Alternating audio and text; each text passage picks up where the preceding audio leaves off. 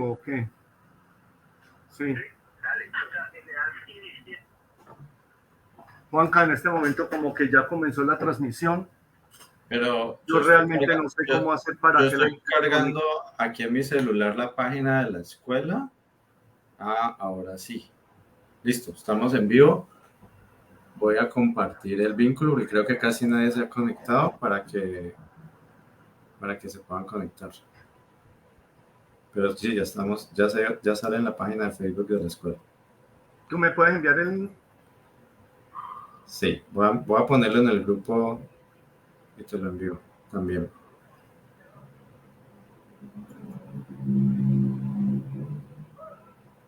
Ahí lo envié. Te lo envío a vos. Listo. Y lo envié a la escuela del grupo de asociados. Bueno, aquí todavía nos pillaron, Juan Carlos, enviando invitaciones, porque ya los que estén conectados nos están viendo en este proceso. ¿Cómo vas, Juan Carlos? Hola Marino, buenas noches para todos. ¿Todo bien? ¿Cómo va la causa? Bien, aquí embollado, como siempre, cada 8 días, a última hora, aprendiendo. Pero bueno, quería hacer la invitación aquí a la RAC y a los asociados, pero vos ya lo hiciste. Bueno, hoy Juan Carlos nos va a hablar de objetos interestelares en nuestro sistema solar, pero antes de entrar en materia, pues siempre hacemos 10 minuticos allí de calentamiento, esperando a que la gente ingrese, hablando de algún tema afín. Juanca, en este caso me gustaría que nos hablaras un poco acerca de tu magíster en astronomía y astrofísica con la Universidad Valenciana, ¿no? Sí, la Universidad Internacional de Valencia. Ah, Internacional de Valencia, que es diferente de la Valenciana. La Valenciana es otra. Pues es que yo conozco la Universidad de Valencia, es la famosa universidad española, y está un ala de esa universidad porque a partir de muchos profesores de esa universidad se creó digamos, la institución especializada en educación virtual, que es la Universidad Internacional de Valencia. ¿Sí? Entonces, la maestría la hice con la VIU, que es como las siglas. VIU. Voy a cerrar la ventana, Juan Carlos. Vale.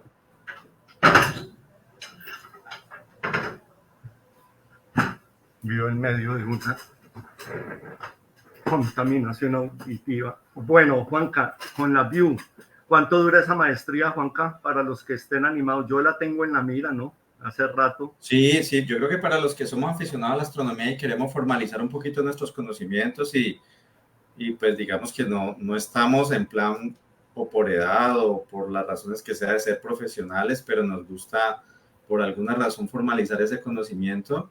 En mi caso, por ejemplo, porque estoy en la divulgación y en la docencia, creo que es una muy, muy buena opción porque los profesionales que son los profesores y quienes están a cargo del diseño curricular y de la organización de la maestría son personas de muy buen nivel, son todos doctores en astronomía, en astrofísica, son investigadores activos.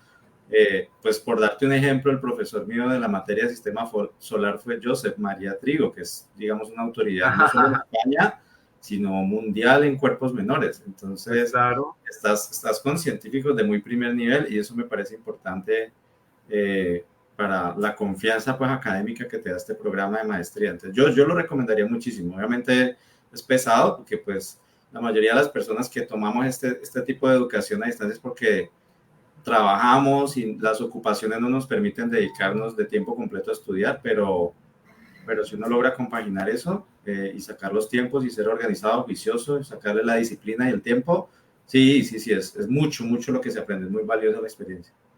Muy chévere. ¿Tus primeros pinitos en la astronomía fueron en la escuela, Juanca? Sí, claro, sí, yo me inicié como aficionado a la astronomía en la escuela por allá en el 98, un añito después de que formó la escuela llegué yo a las primeras clases y a los cursos, pues, porque en esa época me capturaron, fueron los cursos, ¿no? Correcto. Sí. Yo te tengo en la mira, Juanca, fue con esa exposición que hicimos de los 3 años, ¿te acuerdas? Que fue espectacular, que no quedó ningún recuerdo, pues, por allá una foto pálida en el país. Sí, tenemos que recuperar ese archivo histórico también importante porque hicimos una exposición del sistema solar de sondas y de planetas a escala. Interesantísima. Claro. Sí, eso fue en la época del del terremoto de Armenia. De hecho, me acuerdo muy cercano por esa época. Sí, finales del siglo XX. Fue en el 99, sí.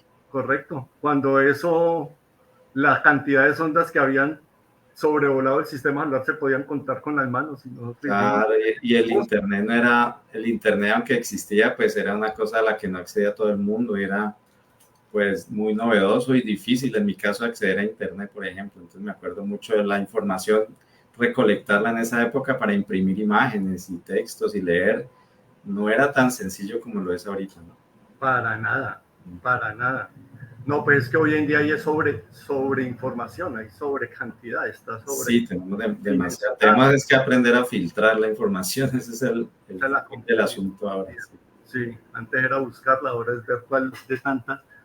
Bueno, son las 7:03, lo que pasa es que nosotros comenzamos la transmisión antes de las 7, pero pues yo creo que, Juanca, podríamos ir empezando.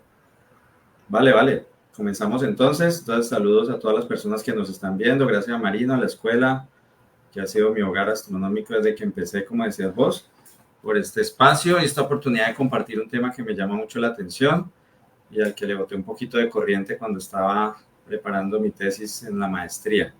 Entonces, el tema que nos convoca hoy es este, objetos interestelares en el sistema solar nuestro, ¿ok? Pues yo voy a estar acá desde el celular tratando de estar en la medida de mis posibilidades atento a las preguntas, pero la dinámica normalmente creo que es que o Marino está pendiente y en algunos momentos hace la intervención si es necesaria pues esa intervención durante la charla o lo dejamos para el final y que las personas al final puedan hacer sus intervenciones o sus preguntas, ¿vale? ¿Tú qué prefieres, Juanca? No, yo no tengo problema. Si estamos en la charla y alguien hace una pregunta, vos puedes interrumpir y le dedicamos un espacio a la pregunta o al comentario que tenga alguna persona. ¿No? De una. Pues este es un espacio pues, informal, tranquilo, relajado para compartir conocimiento en ambos sentidos. ¿Listo? Correcto. Te dejo con tu presentación, Juanca. Pero entonces, hay una primera sección de la presentación que se divide como en unos antecedentes teóricos y conceptuales y de conocimientos previos para, digamos, disfrutar un poco mejor los descubrimientos recientes que hay en torno a esta área de la astronomía tan fascinante. Y estos conocimientos previos, pues no voy a profundizar en ellos, pero me parece importante que entendamos cómo los científicos, los astrónomos, hoy en día son capaces de hacer afirmaciones sobre cuerpos celestes del talante del que da título a esta charla, como que estos cuerpos no son del sistema solar, provienen de otros sistemas solares y atravesaron nuestro sistema solar. ¿Cómo saben eso? ¿Cómo pueden clasificarlos? ¿Cómo pueden decir es un asteroide exterior, es un cometa exterior? Entonces hay todo un cuerpo de conocimientos científicos que se ha desarrollado en las últimas décadas y que le permite a los científicos hacer este tipo de afirmaciones y llegar a conclusiones y a describir en algunos casos con mucho detalle las propiedades de estos cuerpos, ¿sí? En otros casos todavía la información que se tiene es muy escueta y se requerirá muchos más cuerpos observados para poder clasificarlos de una manera más precisa y sacar conclusiones como más categóricas sobre realmente la naturaleza de estos cuerpos. ¿Listo? Entonces vamos a empezar la charla hablando de 4 áreas del conocimiento astrofísico y astronómico que le aportan mucho a este tipo de descubrimientos y que son la base sobre la cual se construyen los datos que se tienen y las afirmaciones y los estudios que se hacen sobre este tipo de cuerpos, ¿sí?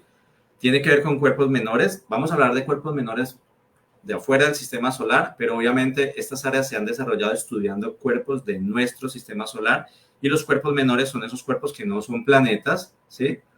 Y que están orbitando al Sol y que básicamente entran en categorías de asteroides o de cometas y que se han estudiado con estas ramas, se han refinado esas áreas de estudio y se pueden aplicar hoy en día a cuerpos exteriores a nuestro sistema solar.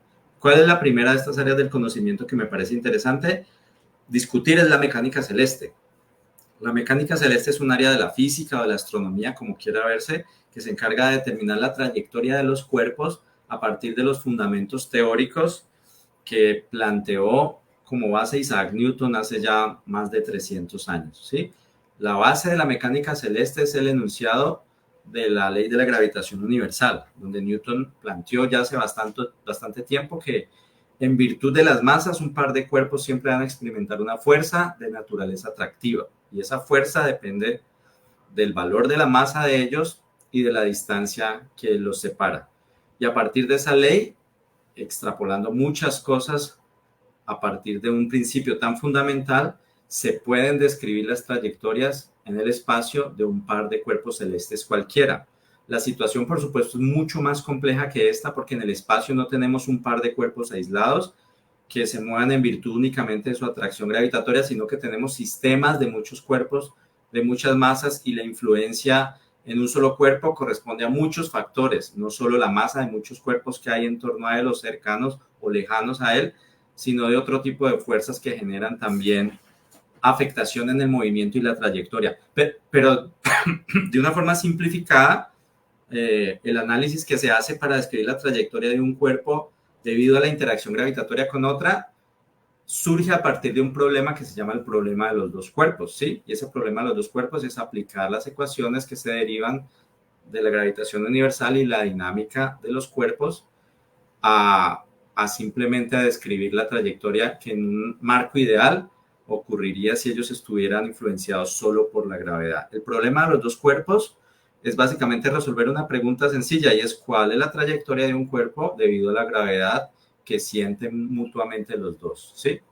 Entonces, si los dos cuerpos tienen masas similares, pues las trayectorias, digamos, son un poco más complejas, pero si un cuerpo es mucho más masivo que el otro, ya sabemos que las trayectorias en muchos casos suelen ser aproximadamente circulares, como lo son la de la mayoría de los planetas alrededor del Sol, siendo el Sol el cuerpo central, entre comillas, y los otros los cuerpos que le orbitan, aunque sabemos que los planetas también afectan la posición del Sol y lo hacen bambolear un poquito, y eso hace que la situación se complique un poco. Pero de manera general y simplificando la situación, podemos decir que la trayectoria de los cuerpos está descrita por esta ley de la gravitación universal, y básicamente las posibilidades para la trayectoria de cualquier cuerpo en el espacio, en nuestro sistema solar, en unas situaciones bastante simplificadas, las posibilidades son las que están representadas en esta imagen a la derecha con colores, ¿sí? Entonces un objeto puede describir una órbita circular, puede describir una órbita elíptica, una órbita parabólica o una órbita hiperbólica, ¿sí?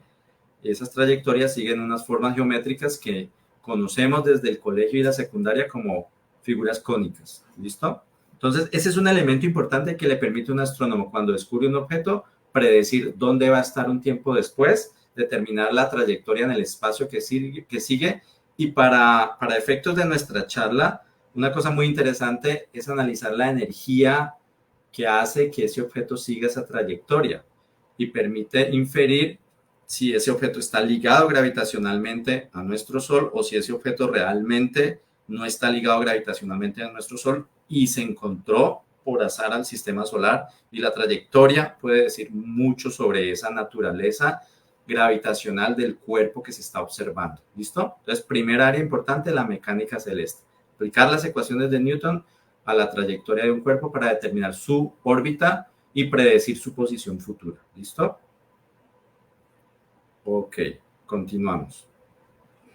Bueno, aquí está una imagen pues de una trayectoria clásica. En mecánica celeste se hablan de unos elementos orbitales, que son unas cantidades que determinan en el espacio la forma y la inclinación de esa trayectoria que sigue el cuerpo, y la mecánica celeste lo que pretende en últimas es determinar esos numeritos. El problema se resuelve cuando un astrónomo, aplicando métodos de mecánica celeste, determina estos números y puede saber con mucha precisión cuál es la posición que ocupa en el espacio la trayectoria de ese objeto, ¿ok? El segundo aspecto importante, muy relacionado con el primero, es la astrometría. El primero es como la aplicación de técnicas matemáticas, métodos computacionales, métodos numéricos, la física del asunto. El segundo método, el segundo aspecto que estoy describiendo aquí es netamente observacional. Es para poder calcular dónde va a estar un cuerpo y para poder analizar la forma de esa trayectoria, pues primero hay que observarlo. Y observar la posición o el cambio en la posición de los objetos recibe un nombre, es astrometría, ¿sí? Es esa área del conocimiento astronómico que se especializa en analizar las coordenadas de los objetos y cómo cambian ellos en un sistema de coordenadas determinado. Aquí tenemos un ejemplo. de un asteroide que ha sido descubierto por un sistema, puede ser robotizado, como ocurre en la mayoría de las veces últimamente, que es un observatorio que está dedicado exclusivamente a tomar fotos noche tras noche de muchas regiones del cielo y a comparar de forma automática esas fotos para encontrar cambios en los patrones, en este caso cambios de posición de un punto de luz. Y esos cambios de posición, que son hacer astrometría, le permiten al astrónomo, con ayudas computacionales, pues determinar la órbita. Se dice que en el método ideal más sencillo, que es el método de Gauss, el astrónomo necesita al menos 3 observaciones de ese objeto, donde el objeto esté en 3 puntos diferentes en el espacio, para poder reconstruir su trayectoria de por dónde venía y hacia dónde va. En la práctica es mucho más complejo que eso y 3 observaciones no son suficientes. En realidad se requiere más. Con 3 observaciones se puede hacer un estimado inicial, pero generalmente entre más observaciones se tengan del cuerpo, más precisa va a ser la trayectoria que se calcule. Aquí a la derecha lo que hay es una representación geométrica y uno de los métodos más comunes que se utiliza para calcular esa trayectoria a partir de observaciones, que es el método de Gauss, que se llama así en honor a un muy famoso matemático y astrónomo. Pues se le considera astrofísico más bien porque utilizó su método también para cosas celestes, pero fue principalmente de base de formación y de trabajo matemático, ¿no? Y el método de él consistía en geométricamente, analíticamente, cómo a partir de esto crear la órbita del cuerpo, reconstruir la órbita de ese cuerpo. Entonces, eso es astrometría, ¿listo? Anteriormente esto se hacía por placas fotográficas o por observaciones directas, ¿no? O sea, los astrónomos tenían un trabajo inmenso antes de la era de la computación y de las imágenes digitales y de la sistematización, porque era muy tedioso tomar muchísimas imágenes y compararlas para poder determinar que había cambios en la posición de un objeto en una placa respecto a otra, ¿sí? Otra área interesantísima de la astronomía que tiene mucho que ver con lo que vamos a hablar hoy es la fotometría. Entonces, la fotometría es esa área encargada del estudio del cambio del brillo o de la medición del brillo de los objetos celestes, determinar cuál es su brillo y analizar el cambio de ese brillo, que no es tarea fácil, ¿sí? ¿Cómo se determina el brillo? Antes también se hacía visualmente. Entonces, antes los astrónomos tenían estrellas que consideraban que no cambiaban de brillo y las tenían como patrón, y lo que hacían era comparar ese brillo fijo, entre comillas, con el de otros objetos que ellos notaban que estaban cambiando de brillo para establecer unas tablas que permitían determinar cómo cambiaban esos brillos, ¿sí? Por supuesto, para eso tenía que haber un sistema que le asignara números a los brillos, y de ahí surge el sistema de magnitudes que se usa actualmente para darle un número pues a esa cantidad que es el brillo aparente de los objetos celestes. Entonces la fotometría hace uso de ese sistema antiguo que surgió a partir de la observación y clasificación visual de los objetos a raíz de su brillo, y la ha adaptado a las nuevas tecnologías. Lo que antes se hacía visualmente y que luego se hizo fotográficamente, mirando básicamente el diámetro que tenían estos puntos de luz en las placas fotográficas, pues hoy se hace de manera digital con sensores que lo que hacen es contar básicamente los fotones que llegan, y a partir de ese conteo de fotones, pues asignan un valor al brillo de ese objeto en una fotografía digital, ¿sí? Y como hay unas estrellas que se han observado por mucho tiempo y que se les ha identificado una constancia en su brillo, esas estrellas son estrellas patrón de referencia y se utilizan muchísimo en bases de datos astronómicas para compararlas con objetos que están cambiando de brillo o que no se sabe si están cambiando de brillo y se observan durante mucho tiempo. Entonces, fotometría es analizar el brillo de los objetos celestes.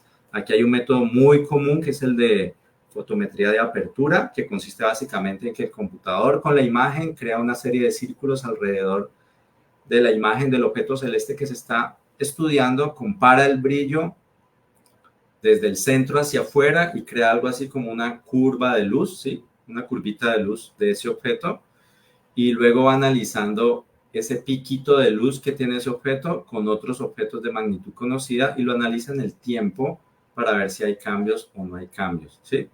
Al hacer eso se generan curvas de luz, y las curvas de luz son herramientas valiosísimas. En astronomía estamos muy acostumbrados a ver fotos espectaculares y las imágenes brindan mucha información importante a los científicos. No solo son hermosas, sino que también son elementos de investigación científica, Pero hay otras herramientas que son tan o aún más valiosas en algunos casos que las fotos mismas. Esta es una de ellas. El comportamiento de la luz en el tiempo de un objeto da muchísima información sobre ese objeto. Entonces, en este caso vamos a analizar cómo los astrónomos han determinado a partir de las curvas de luz de estos objetos que han pasado por el sistema solar, cosas muy interesantes de ellos. Aquí hay un ejemplo de un asteroide al que a partir de la curva de luz se le crea un modelo computacional de su forma. Imagínense que en una foto esto es un punto que cambia de luz, un punto. El asteroide muy rara vez llega a ser en la imagen digital un objeto con diámetro o con forma. Entonces, solo cuando hay fotos de cuerpos muy cercanos, o vamos a verlo más adelante, cuando se envían sondas espaciales a tomar fotografías, se puede determinar directamente las dimensiones, los rasgos superficiales, la estructura superficial del objeto. En la mayoría de los casos son solo puntos de luz, y sin embargo, a partir de la variación del brillo de ese punto de luz, el astrónomo puede inferir y proponer una forma aproximada que me parece fascinante. Fíjense que aquí hay una experiencia de laboratorio que se realiza en algunos programas de formación de astrofísica, y escoger una papa, adaptarla a un motorcito, iluminarla con una fuente de intensidad conocida, poner a rotar la papa con un periodo de velocidad conocida y con una cámara digital o con un sensor, un fotómetro, de alguna forma determinar los cambios en la luz reflejada por la superficie de la papa. Y sin saber la forma de la papa, el estudiante debe tener la capacidad de proponer un modelo a partir de la curva de luz de la papa de la forma de ese objeto, y debe aproximarse lo mayor posible a la papa. Obviamente esta es una situación controlada, donde hay mucha más luz, la distancia es mucho menor, no es igual iluminar una papa que la luz reflejada por el sol en un asteroide, que es un objeto muchísimo más pequeño y está más lejano, pero ilustra el principio, sí, a grandes rasgos, de cómo se puede inferir la forma a partir del cambio en los brillos debido a la reflexión de la luz en ese objeto, ¿ok? Entonces, la fotometría da mucha información. Aquí estoy brindando anticipándome alguna de la información que es importante, y es pues el tamaño y la forma de ese objeto. Otra área importante de la astronomía que juega un papel fundamental aquí es la espectroscopía. Entonces, muchos de nosotros hemos estado familiarizados con la espectroscopía porque nos hablan los autores de cómo nos permite conocer la composición de las estrellas o de las galaxias que están tan lejanas, sin necesidad de viajar hasta ellas para tomar una muestra de ese material y analizarla en laboratorio, sino simplemente tomando la luz de estos cuerpos y descomponiéndolas, ¿sí? El efecto prisma, que es coger un rayo de sol, hacerlo pasar por ese elemento dispersor y analizar el espectro que se forma, ese arco iris, se le llama en astronomía el espectro de luz del objeto, y ese espectro tiene una cantidad de información bárbara. Y así como con las estrellas brinda información vital sobre las estrellas, como su composición pues atmosférica, su temperatura, inferir su radio, determinar propiedades relacionadas con el campo magnético, resulta que en objetos que no emiten luz, sino que la reflejan, en el caso de los asteroides, o que tienen combinación de emisión y de reflexión, como en los núcleos de los cometas, los espectros también brindan información importantísima, ¿sí?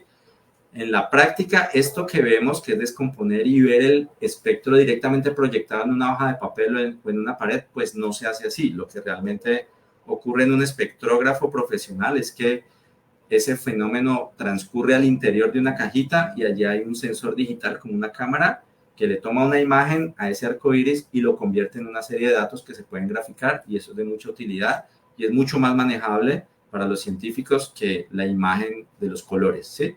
Entonces, un espectro de un asteroide es más o menos esto que está arriba a la izquierda. Es unas franjas claras sobre un fondo oscuro, una línea de la zona más brillante central, y lo que hace el sensor y el programa de computador son convertir esto en una, digamos, en una gráfica de intensidades versus longitudes de onda, ¿sí? Esta curvita espectral da mucha información. En la práctica lo que se hace es tomar el espectro de reflexión, restarle el espectro del objeto que está emitiendo la luz, que en nuestro caso pues es el Sol. Aquí hay un ejemplo del asteroide Vesta, al que se le tomó un espectro en un observatorio universitario. Luego se le restó el espectro de una estrella muy similar al Sol, le llaman estrella modelo, porque esta estrella no es el Sol y este espectro no es del Sol. pero es de una estrella muy similar al Sol que tiene mucha menos intensidad y que permite que el espectro del asteroide sea comparable con el de la estrella fuente, porque nuestro Sol es muy brillante, su espectro tiene un montón de detalles, su intensidad es muy grande, entonces no es comparable en esos rangos con el del asteroide que está reflejando la luz, que apenas se refleja una franja chiquitica de luz. Pero hay estrellas que tienen el tipo espectral del Sol, se parecen mucho al Sol y sus espectros se utilizan como estrellas de referencia. Entonces se les resta ese espectro y lo que queda es básicamente lo que ha interactuado, cómo ha interactuado la luz que proviene del Sol con la superficie del asteroide. Y eso brinda información interesantísima, por supuesto, como se imaginarán, de la composición superficial del asteroide. Entonces, la espectroscopía es otra área de la astronomía fundamental en la comprensión de las propiedades de estos objetos. ¿Okay? No sé si hasta ahí hay algún comentario, alguna pregunta. Ok. Continuamos entonces. Entonces, los objetos que se han clasificado como interestelares entran en categorías de objetos que se han observado localmente. Es decir, como para clasificar objetos desconocidos se usan parámetros conocidos. Y esos parámetros conocidos se han construido a partir de décadas, incluso de siglos de observación de estos objetos. Pues las dos familias más importantes son los asteroides y los cometas. Los asteroides son estas rocas de diversos tamaños que flotan alrededor del Sol, que la mayoría de ellos provienen de la formación misma del sistema solar, o sea, son remanentes de estas etapas primigenias de nuestro sistema solar, cuerpos que no llegaron a condensarse gravitacionalmente para formar una luna o un planeta, sino que quedaron vagando en nuestro sistema solar, ¿sí? Tienen formas irregulares la mayoría de ellos porque su tamaño y su masa no son tan grandes como para que la fuerza de gravedad los convierta en objetos esféricos, aunque algunos de ellos lo son, porque su masa es lo suficientemente grande para lograr compactificarlos y darles esa forma. ¿Sí? Muy pocos seres entre ellos. La mayoría son irregulares, ¿listo? Y la Luna la tenemos ahí solo para comparación del rango tan variado de tamaños que hay en nuestro sistema solar para este tipo de objetos llamados asteroides. Por aquí hay una preguntita que me atrevo a hacer una pausa para leer porque tengo el celular a la mano para mirar las intervenciones de ustedes. Un saludo para todos los que están interviniendo y gracias por conectarse, estar con nosotros. Alejandro, Ricardo, Don Jesús, Maribel, Oscar Humberto. Elkin pregunta, al haber tantas comparaciones con objetos igualmente lejanos, ¿hay mucha incertidumbre en los datos o a la fija es la composición del objeto? Yo me imagino que tu pregunta se refiere a la incertidumbre en los objetos estos interestelares de los que vamos a hablar. ¿Qué incertidumbre hay en su clasificación? Porque si te refieres a los de nuestro sistema solar, a los asteroides, los cometas, ya vamos a hablar un poquito de cómo están muy bien clasificados, muy bien medidos. Obviamente no se sabe todo de ellos, pero sí se ha llegado a un estado del conocimiento en el que se pueden clasificar de acuerdo a muchas de sus propiedades. Y en el caso de los otros, que se hace por comparación, ya miramos cuáles son esas incertidumbres que, por supuesto, con dos objetos nomás que hay, hasta este momento oficialmente clasificados, pues es muy difícil hallar un patrón con solo dos objetos, ¿sí? Juanca. Sí. Por aquí hay una pregunta de Elkin. ¿La puedes leer? Al haber tantas comparaciones con objetos igualmente lejanos. Sí, la acabé de leer y la estaba contestando, Marino. Ah, qué bien. Sí, yo hice una pausita porque vi las preguntas y me pareció como que era pertinente hacer la pausita. Entonces, pues, Elkin ahí me contestará si más o menos es clara la idea, si entendí bien la pregunta o no. Y Astronáutico, un saludo, nos pregunta, ¿con la curva de luz se determinó la forma del asteroide extrasolar Oumuamua? Sí, por supuesto. No podemos decir que se determinó con precisión, pero se establecieron unos límites de su diámetro y de su forma, un rango de valores posibles que vamos a verlo más adelante, y eso surgió justamente con la curva de luz, ¿vale? Bueno, continuamos entonces. Entonces, la mayoría de estos objetos se encuentran ubicados en una región muy conocida por nosotros los aficionados, que es el cinturón de asteroides, que sabemos que está entre Marte y Júpiter, y que hay muchas hipótesis respecto a su origen. La más famosa y popular es que fue un planeta fallido y que los restos de ese planeta están allí dispersados en partículas y rocas de muchísimos tamaños.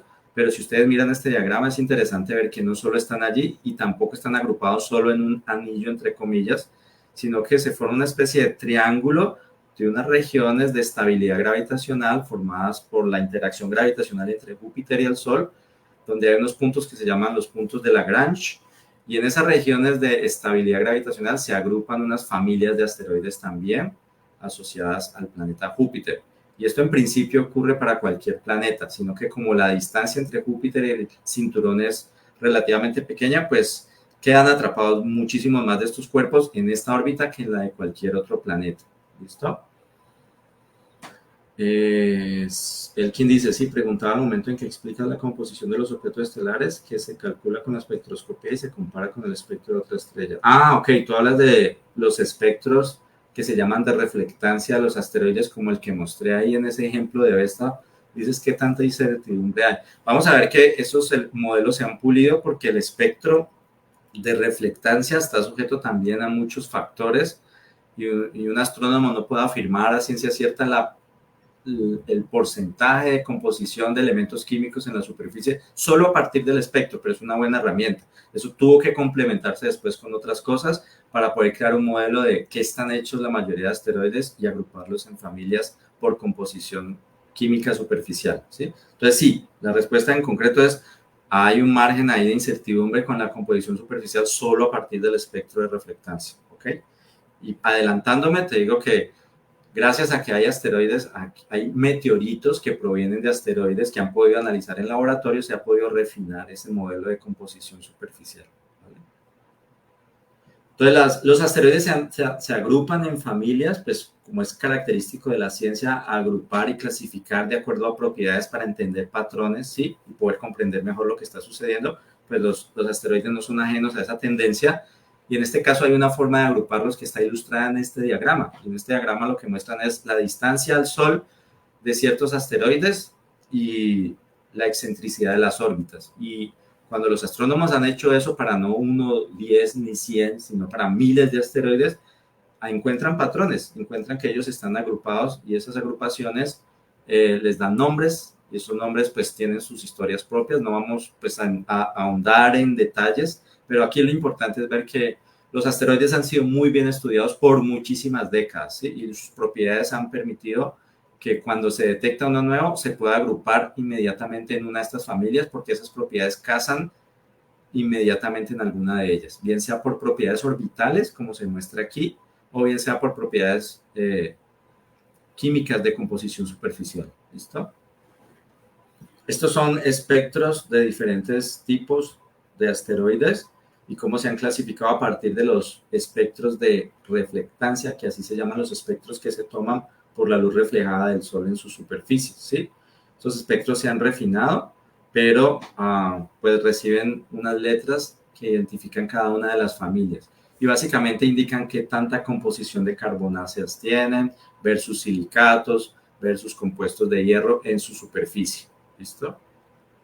El método ha sido extendido incluso a longitudes de onda en el infrarrojo. Entonces ya no solo se toma el espectro de la luz que nuestros ojos ven, sino parte de la luz que nuestros ojos no pueden ver, pero que los sensores sí pueden detectar, y el espectro se hace más amplio y allí también hay información en el infrarrojo.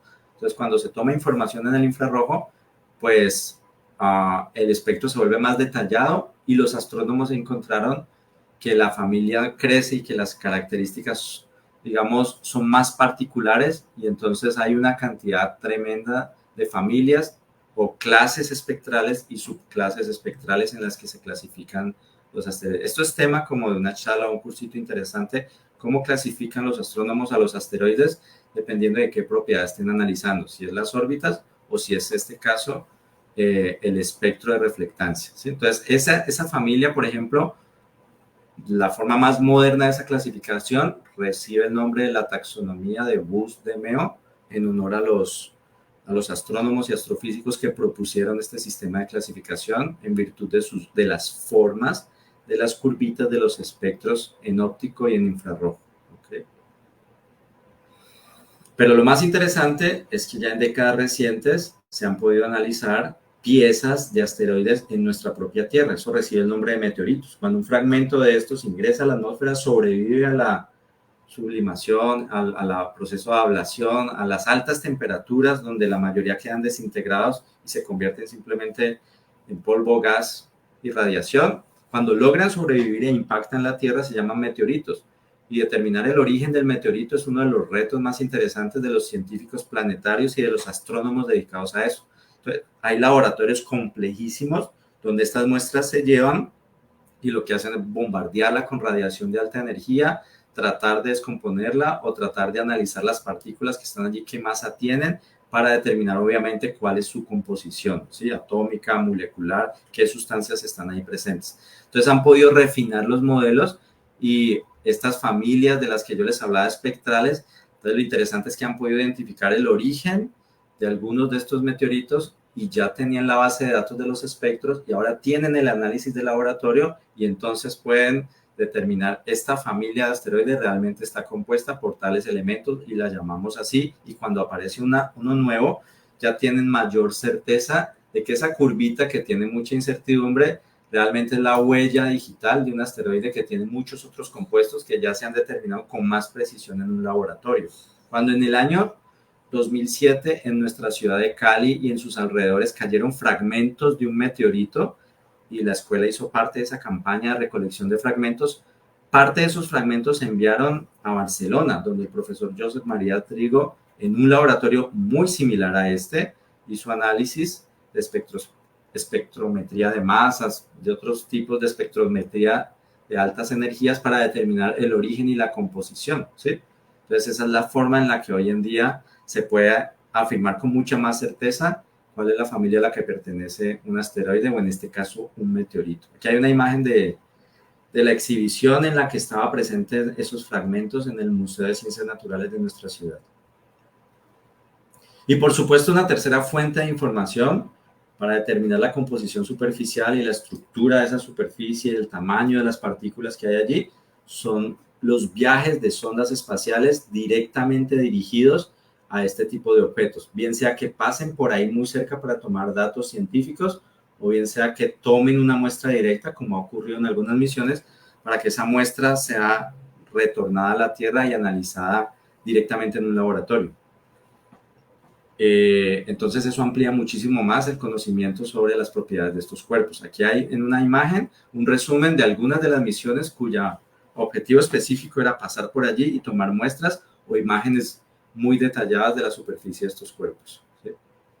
Y la otra gran categoría son los cometas, que por esta época tenemos un cometa que llama mucho la atención entre los aficionados, ojalá podamos observarlo. He visto fotos muy lindas del cometa, ¿cómo se llama? C2023 A3, si no estoy mal, por las siglas, y está visible al amanecer, antes del amanecer, tipo 5 de la mañana en el oriente. He visto fotos muy bonitas del cometa y tenemos mucha esperanza de que cuando pase al otro lado del sol y se vea después de que el sol se oculte en el atardecer, anochecer, se vea todavía mejor, porque hay un fenómeno de dispersión de la luz con las partículas que se llama la dispersión hacia adelante, algo así, lo llaman los expertos, que en teoría permitiría que el brillo fuera mucho mayor. Entonces, muy atentos a la observación de este cometa. ¿Okay? Continúa. Los cometas entonces son cuerpos de nuestro sistema solar que están ubicados en una región mucho más externa. Ya vamos a ver la imagen de dónde es que están ubicados ellos, y que básicamente se diferencian de los asteroides no solo por el origen de la región de donde provienen, sino porque tienen una composición también diferente, y esa composición les permite tener una apariencia también muy diferente.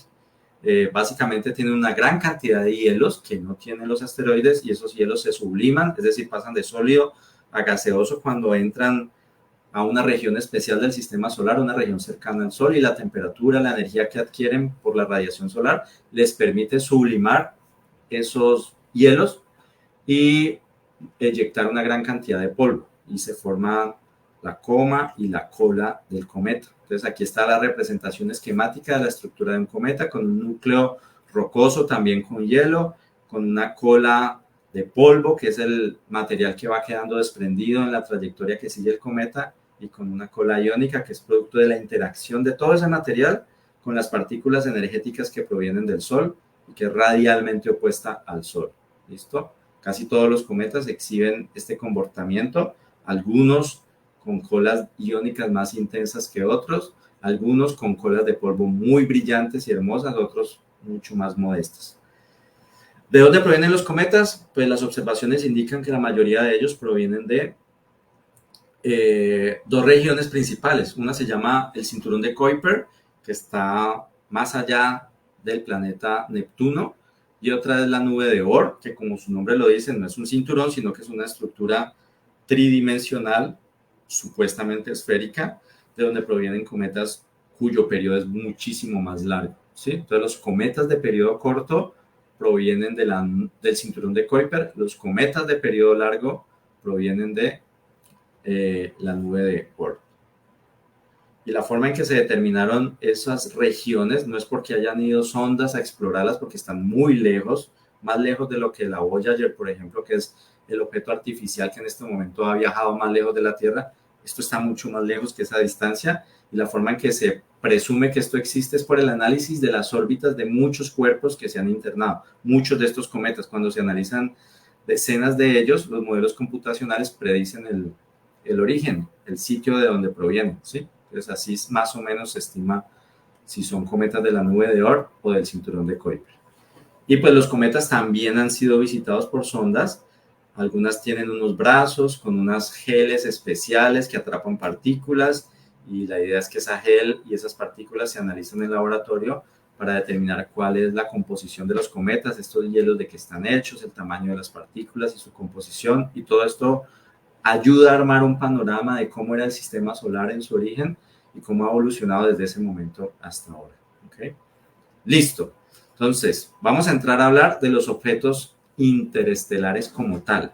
Y aquí hay un diagrama que nos permite entender por qué la ciencia ahora los está clasificando como extrasolares. Y este diagrama tiene que ver con un parámetro orbital importantísimo, que es la excentricidad de un cuerpo. La excentricidad es un parámetro orbital que indica algo así como qué tan elongada es esa trayectoria o qué forma puede tener.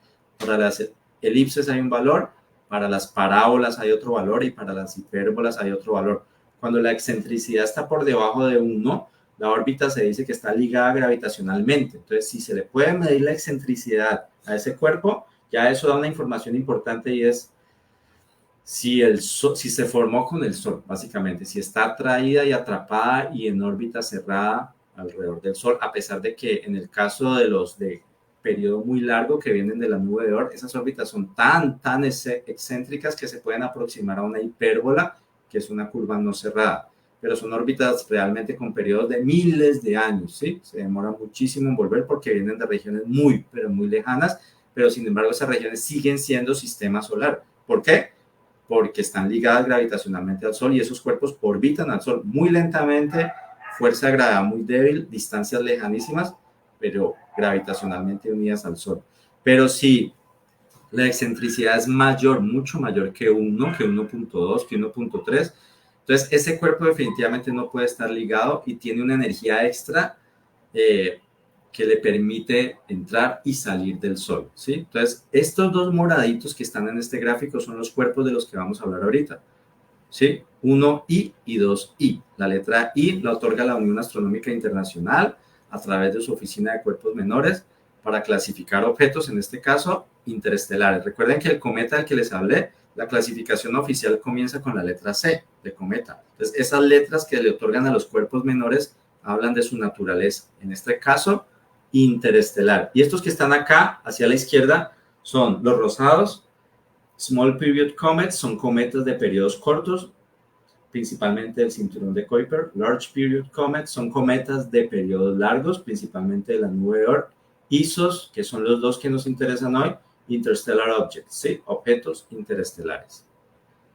Ok, estos dos objetos que tienen clasificaciones oficiales se llaman 1I Oumuamua y 2I Borisov. Aquí aparecen imágenes reales de ambos. Fíjense que lo primero que uno nota es que uno tiene coma y cola, el otro no. El otro es básicamente un disquito diminuto de luz. Este valor que está debajo de cada imagen representa la distancia en el perihelio, o sea, la distancia más cercana a la que pasó ese cuerpo de nuestro Sol en unidades astronómicas. Recordemos que la Tierra está en una unidad astronómica, Oumuamua pasó a 1.38 unidades astronómicas del Sol, y Borisov pasó a 2.37 unidades astronómicas. ¿Okay? ¿Vamos bien hasta ahí? ¿Alguna pregunta, algún comentario? Ok. No, Juan Carlos, hasta el momento las que se hicieron y ya respondiste. Vale, vale, gracias Marina. Entonces, vamos con el primero, que es el asteroide interestelar Oumuamua. ¿Cómo fue descubierto? Esta foto de la derecha lo que ilustra es un grupo de observatorios astronómicos robóticos automatizados, dirigidos por astrónomos, pero cuyo trabajo es mayoritariamente autónomo, que hacen parte de un proyecto que se llama Pan-STARRS. Y ese proyecto, en este caso, que funciona en Hawái, cerca de otros grandes observatorios que hay en Hawái, tiene como objetivo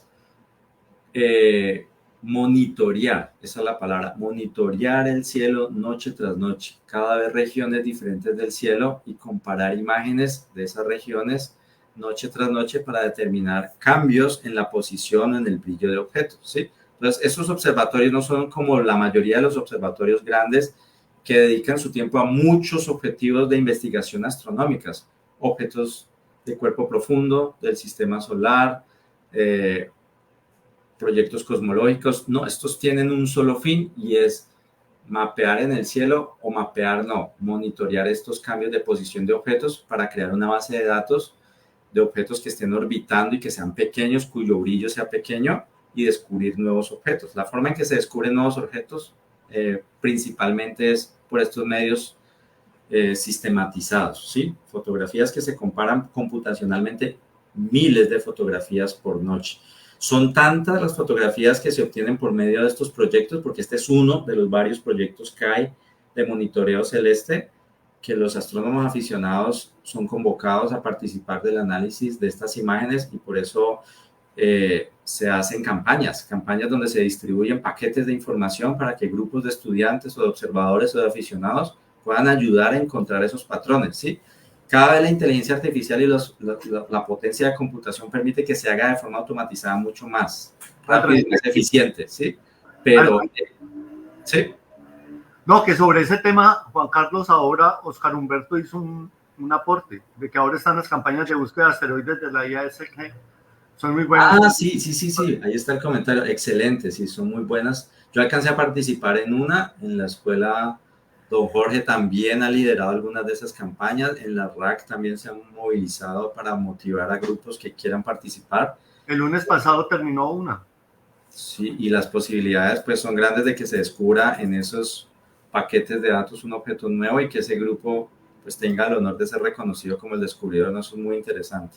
Entonces, lo que decía era que uno podría preguntarse por qué ante la potencia de computación que hay hoy en día se requieren humanos cuando la máquina lo hace más rápido y mejor que nosotros. Y es porque en algunos casos todavía no lo hacen tan bien en la comparación con un humano y en algunos es porque el volumen de datos es absurdo y no se dan abasto. Y entonces repartir esa información entre muchos observadores del mundo pues permite que no se queden esos datos acumulados ahí sin estudiar, ¿sí?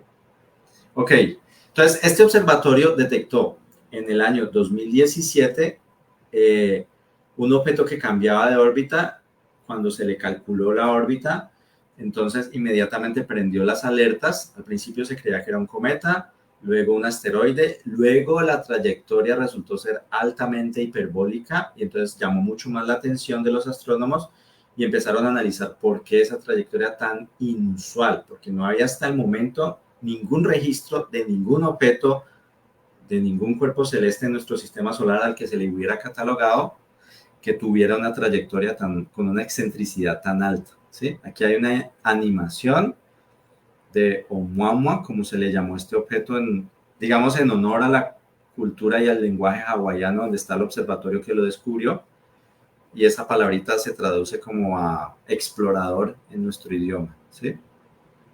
Entonces, cuando empezaron a investigar con muchos más observatorios de mucha más calidad, porque estos observatorios automatizados que están dedicados a estos proyectos de monitoreo suelen ser relativamente pequeños, de 1 metro aproximadamente de diámetro, entraron en juego los observatorios potentes del mundo y empezaron a crear modelos para determinar y precisar la órbita. Aquí hay una imagen que, aunque es como técnica, me pareció interesante porque es la que permite afirmar que Oumuamua pues realmente era un objeto que proviene del exterior del sistema solar y eso le llaman los residuales, y lo que ven a la izquierda básicamente es como sin modelo que tanto se aleja, es como un ajuste, ¿sí? Yo creo que los que están acostumbrados a trabajar con Excel o hacer gráficas saben que uno un conjunto de datos lo puede ajustar y hay un parámetro que se llama R y si ese ajuste es lineal y es perfecto, R pues vale 1, pero si vale 0.99 es muy bueno, y lo que se intenta con el ajuste de mínimos cuadrados es que crear una línea lo más parecida y lo más equidistante a todos los datos.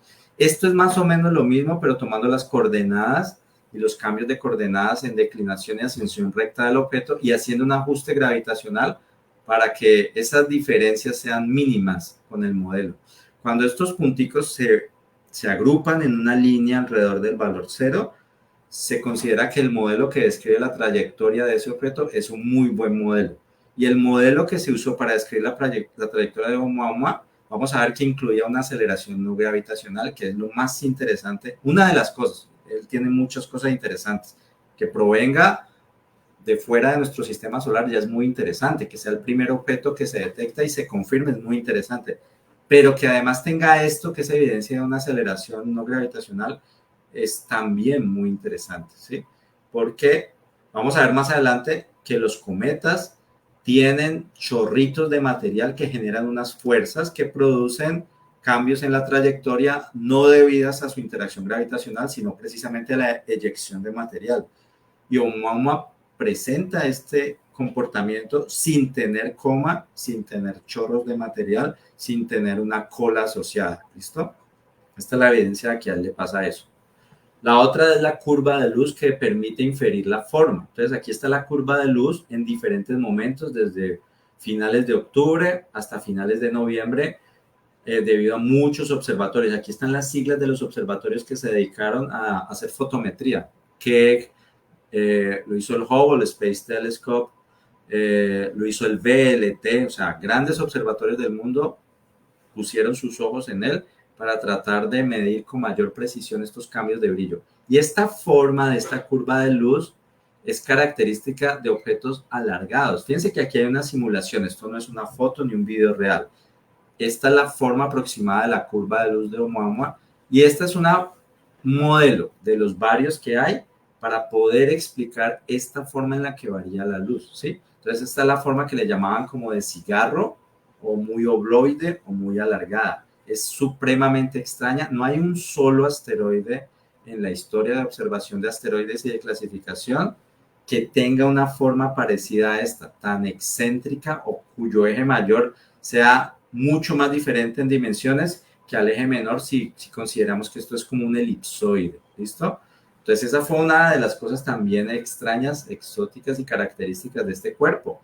¿Se puede inferir directamente que la forma es esa, la de un cigarro alargado? No, esa es una propuesta. Lo que sí es que la forma tiene que ser a nuestros ojos o desde nuestro punto de vista bien alargada u obloide. Aquí hay algunas propuestas para cuál podría ser su forma real. ¿Sí? Todas estas son imágenes de computador, de artistas renderizados, una como una especie de barrita, otra como una especie de oblea vista con cierta inclinación, otra como un disco muy uniforme y ya hablaremos de la más extravagante de todas las propuestas y es que es un objeto de origen artificial extraterrestre para explicar esa forma.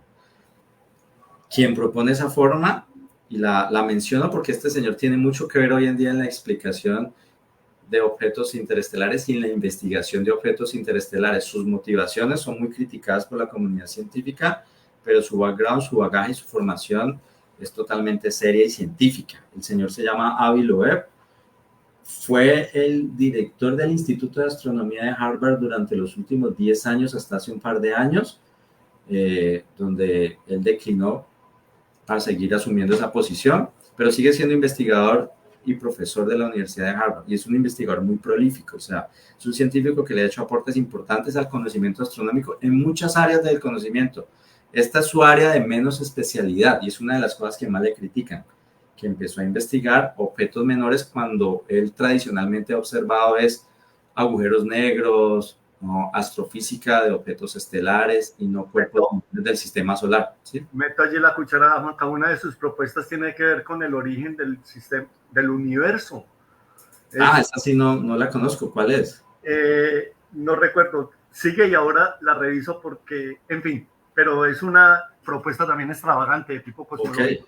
Sí, él también le ha camellado a la cosmología, le ha camellado bastante a la cosmología. De hecho, él es el director de un instituto de investigación en agujeros negros computacional de Harvard, ¿sí? O sea, es una persona con mucha formación y tradición, con un índice de publicaciones en revistas indexadas altísimo, y la propuesta que él hizo fue, vea, este objeto, lo que yo creo debido a la forma, debido a la aceleración no gravitacional, debido a la trayectoria que está siguiendo y a las anomalías que se están observando, es que el origen es extraterrestre, es que básicamente eso es o una vela solar que está impulsando un objeto, o es básicamente una sonda de exploración enviada por una civilización que seguramente la envió hace muchos millones de años, ¿sí? Como decía Carl Sagan, las afirmaciones extraordinarias requieren evidencias extraordinarias, y la única forma de haber corroborado lo que él dice de forma inevitable habría sido mandar una sonda de exploración, pero a la velocidad que pasó eso, pues en un año ya estaba muy lejos del alcance de cualquier tipo de misión, ¿sí? Juan Lo que Carlos, Avi Loeb dice es, vea, yo estoy haciendo una propuesta basada en la ciencia. Los científicos que consideren que hay otra explicación alternativa que pueda encajar en las propiedades de este objeto, pues propónganlas y hagamos la discusión. Entonces la gente dice, ¿usted por qué saltó a la hipótesis extraterrestre cuando hay muchas otras cosas de naturaleza pues no artificial que podrían explicar eso? Entonces algunos hablan de un objeto de hidrógeno, de otros de nitrógeno, que el hecho de que esté hecho de estos gases nobles tan volátiles, pues hace que al evaporarse no se vea la cola en las imágenes que tomaron incluso con el telescopio espacial Hubble. Él les responde y les replica y les dice que es absurdo pensar en un objeto tan extraño, que no hay forma de explicar el origen, que nunca hemos visto un asteroide con un núcleo o una cobertura de hidrógeno y de nitrógeno. Y bueno, eso ha generado algo interesantísimo desde el punto de vista científico. Digamos, al que le guste el cuento y quiera indagar e investigar, se pone a leer los artículos de los que proponen hipótesis alternas y las respuestas de él, y uno aprende muchísimo, y yo me lo he gozado, ¿sí? A mí me parece fascinante la discusión que se ha generado, porque es una discusión de muy alto nivel. Él tiene su carácter, y una conferencia que yo tuve la oportunidad de ver en vivo, donde él fue invitado a un coloquio, y él casi que se salió de la ropa alegando con todo el mundo, porque él piensa que la gente está, la comunidad científica está muy cerrada y no están aplicando el método científico para explorar nuevas ideas. Y los científicos le contraargumentan, pero usted es el que está cerrado porque está casado con la idea de la vida extraterrestre y la inteligencia extraterrestre, y no está explorando otras ideas, cuando la ciencia es mirar todas las opciones y escoger la que más se ajuste. Y ahí va la cuestión, o ahí no va la cuestión. Les voy a contar en qué más está metido el hombre. Pero en el caso de Oumuamua, esa es su hipótesis, ¿ok? La nave extraterrestre. Ok, esta es la tal aceleración no gravitacional, que es uno de los argumentos principales. Él dice, esa aceleración no gravitacional tiene que ser de un método de propulsión artificial. Si no estamos viendo chorros en las fotos, es porque hay algo artificial que está generando la propulsión, ¿sí? Y esa propulsión no gravitacional se evidencia en estas imagencitas aquí, donde están los valores de la fuerza que se está produciendo en los cuerpos que estamos viendo nosotros, ¿sí? Una pregunta, Juanca. Ajá. ¿Esa aceleración no gravitacional es continua, es permanente o ha sido puntual? No, se ha observado durante el periodo y ha cambiado, o sea, ha ido variando varió durante el periodo que se observó y que se obtuvieron datos significativos, que fue aproximadamente un mes, ¿sí? Entonces, los modelos lo que hacen es determinar la aceleración debida a otra cosa que no sea gravitacional, cuál es el valor, digamos, en el eje Y, en el eje X y en el eje Z, y después sacan una componente neta allí, ¿sí? Y hacen una especie de promedio y comparan esa fuerza en el momento del perihelio, que es donde más les importa, comparada con la que genera un cometa cuando está en su perihelio también. Y hace este gráfico lo que intenta es hacer esa comparación, las aceleraciones no gravitacionales observadas en cometas versus las que se observaron en este objeto Oumuamua, ¿sí? Entonces, por ejemplo, si vos miras la gráfica de la izquierda, los rosaditos son los cometas de corto periodo y sus aceleraciones no gravitacionales observadas, los azulitos son los de largo periodo, y por acá está Oumuamua como 1L con un valor de aceleración gravitacional grande. Hacia la derecha el valor de aceleración no gravitacional crece, es un impacto mucho más fuerte, ¿sí? Entonces hay muy poquitos cometas con ese valor, y Oumuamua se ocupa ahí, o sea, se ubica en ese sector de los que mayor fuerza no gravitacional han sido detectados o observados o medidos, ¿sí? Entonces es curioso que esté en el rango de las fuerzas no gravitacionales más grandes observadas y que no tenga absolutamente ningún rastro de coma, ni de cola, ni de eyección, ni de chorro de ningún tipo. Eso, por supuesto, no es evidencia de que sea extraterrestre, pero al menos sí es muy curioso y da para, pues, para indagar más estos cuerpos. Esto lo que nos muestra es que no conocemos mucho de estos cuerpos, que hay mucho todavía por aprender de ellos, ¿sí?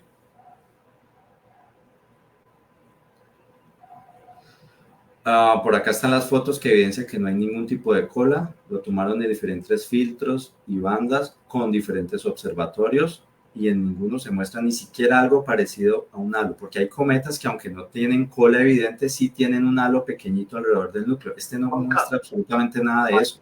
¿A qué distancia pasó? No sé si lo has dicho. ¿A qué distancia pasó del Sol o de la Tierra? 1.3 unidades astronómicas del Sol en el perihelio, más o menos.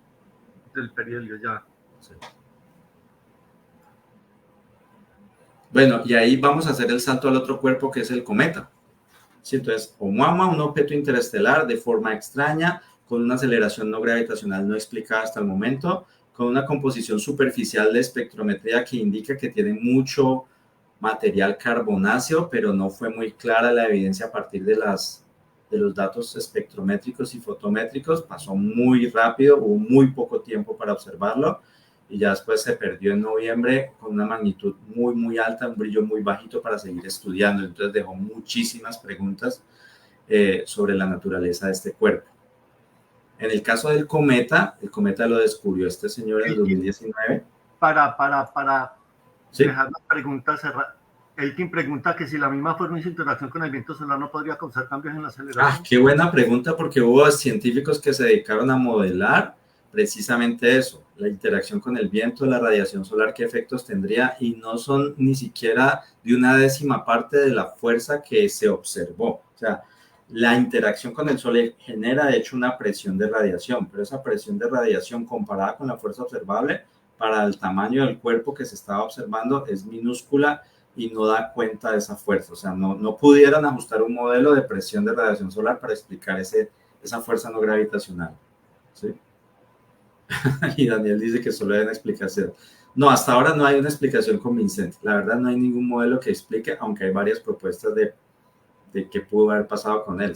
Hay una propuesta que dice, por ejemplo, que la forma alargada no es originaria del cuerpo como tal, o sea, que él no se formó así, sino que nunca se ha modelado un cuerpo que haya estado expuesto a la radiación interestelar que proviene de alta energía del núcleo de la galaxia durante millones o miles de millones de años, ¿sí? ¿Qué le pasa a un cuerpo cuando está viajando por el espacio interestelar y lo bombardean estas partículas no durante 1 millón ni 2, sino cientos o miles de millones? Eso no se ha observado y algunos proponen que ese bombardeo pudo modificar tanto la estructura o debilitarlo tanto que se fragmentó y el fragmento tomó esta forma y lo que estamos viendo es un fragmento de un cuerpo distinto y no el cuerpo como tal.